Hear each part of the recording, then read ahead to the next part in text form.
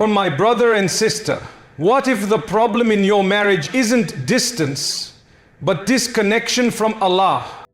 Sometimes your wife's silence, her tears, or even her anger isn't about you.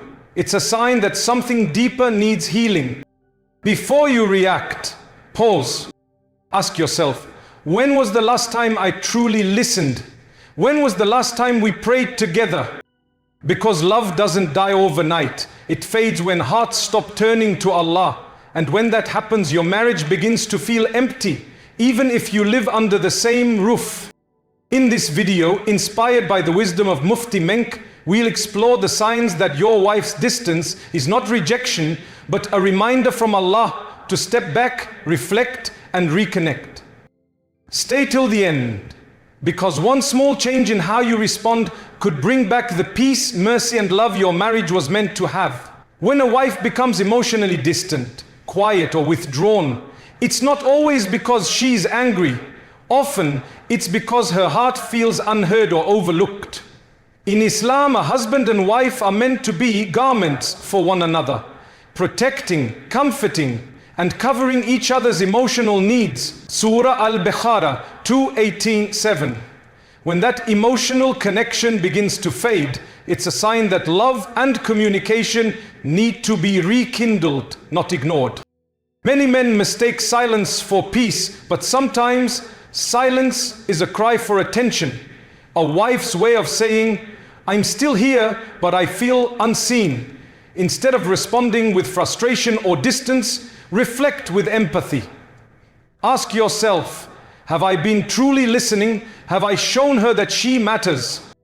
The Prophet Muhammad Sallallahu Alayhi Wasallam treated his wives with kindness, compassion, and emotional awareness.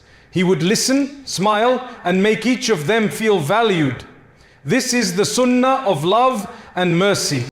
So, when your wife withdraws, don't turn away. Step closer, not to question, but to understand.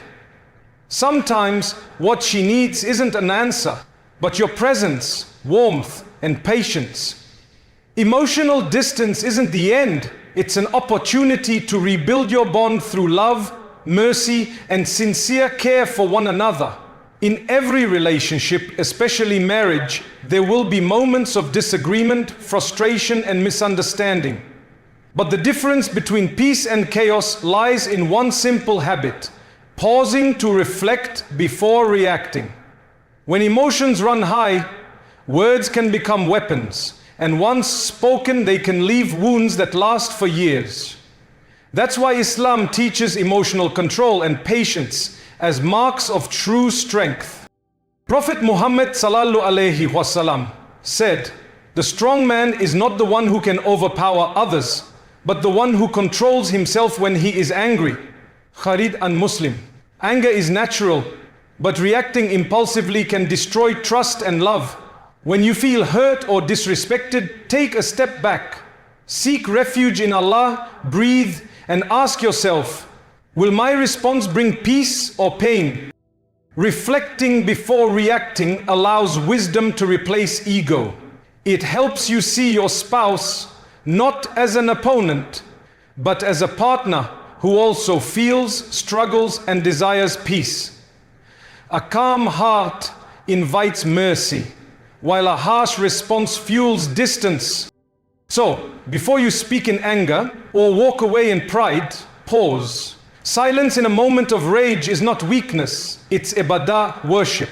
It's choosing the path that pleases Allah and protects the love He blessed you with. In marriage, communication is not just about talking, it's about understanding, kindness, and mercy.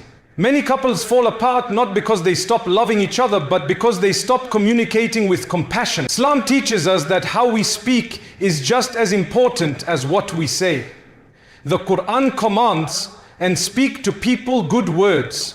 Surah Al-Baqarah 2:83. This applies most beautifully within a marriage, where words can heal or harm. When your wife expresses sadness or frustration, she doesn't need to be silenced or dismissed. She needs to be heard.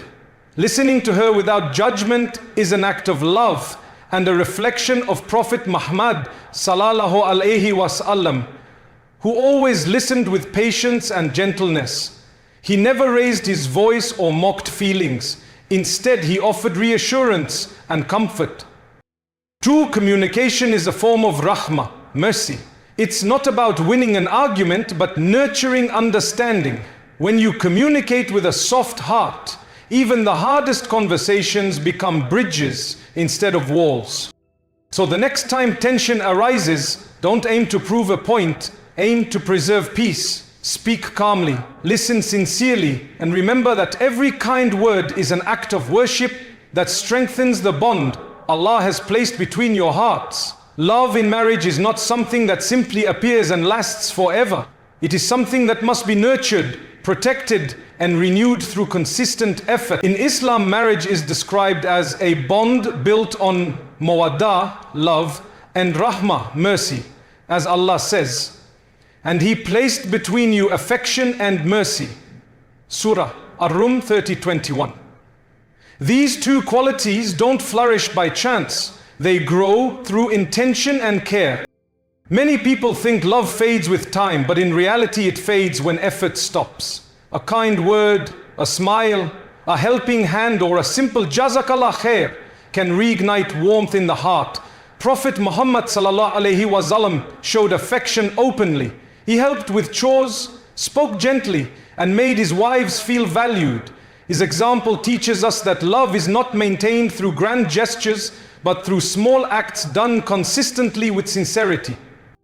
When you put effort into your marriage by listening, appreciating, and forgiving, you are not just nurturing love with your spouse, you are earning the pleasure of Allah. True love is not about perfection. It's about patience, compassion, and showing up for each other even on difficult days. Effort is the language of love, and without it, even the strongest bond weakens. A marriage reaches its truest peace when both husband and wife seek Allah together. But when the center of your relationship is not ego, control, or desire, but the pleasure of Allah, love becomes pure, steady, and unshakable. Allah says in the Quran, "And whoever relies upon Allah, then He is sufficient for him." Surah At-Talaq 65:3. The same applies to a marriage. When both partners rely on Allah, they find sufficiency in each other through faith. When a couple prays together, remembers Allah together, and forgives for the sake of Allah, their hearts align not just emotionally but spiritually. Prophet Muhammad Sallallahu Alayhi Wasallam taught that the most beloved of homes to Allah is one where His name is remembered often. This remembrance brings sakina, tranquility, a peace that no wealth or status can buy.